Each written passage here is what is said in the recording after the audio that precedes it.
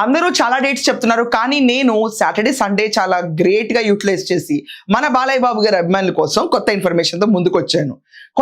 చాలా మంది వీడియోస్ చేసి చెప్తున్నారు అఖండ 2 థియేటర్ రిలీజ్ ఉండదు, డైరెక్ట్ నెట్ఫ్లిక్స్తో రిలీజ్ అవుతుంది. ఎందుకంటే నెట్ఫ్లిక్స్ ఆల్రెడీ కాపీరైట్స్ కొనుంచారు కాబట్టి వీళ్ళందరూ కూడా 4 వారాల నుంచి 5 వారాల లోపు సినిమా రిలీజ్ అయిన డేట్ అంటే డిసెంబర్ 5న రిలీజ్ అయి ఉంటే కనుక జనవరి 2nd వీక్లో సంక్రాంతి తర్వాత సినిమాని ఓటీటీలో ప్రెజెంట్ చేస్తారు. సో ఇది వాళ్ళకు ఆల్రెడీ మెన్షన్ ఉన్న అగ్రిమెంట్ కాబట్టి సినిమా డిలే అవడంతో ఈరోజు చూసుకుంటే డైరెక్ట్ నెట్ఫ్లిక్స్లో రిలీజ్ చేస్తున్నారు.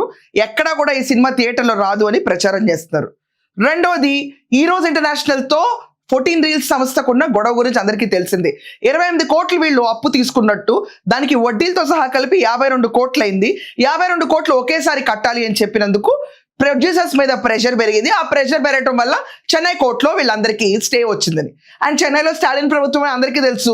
ఒక రకంగా నేను ఇంకొంచెం డెప్త్కి వెళ్ళి విశ్లేషిద్దామని చెప్పి చాలా అనలైజ్ చేసి చాలా మంది ఒపీనియన్స్ తీసుకున్న తర్వాత, బయట చాలా మందితో మాట్లాడిన తర్వాత, ఇది ఓన్లీ ఒక ఫైనాన్షియల్ గేమ్ మాత్రం కానే కాదు, ఒక అప్పు కట్టడం కానే కాదు, పర్టికులర్గా మనం అబ్జర్వ్ చేస్తే ఇది ఒక పొలిటికల్ గేమ్ అని కూడా అంటున్నారు. స్టాలిన్కి very close YS Jaganmohan Reddy.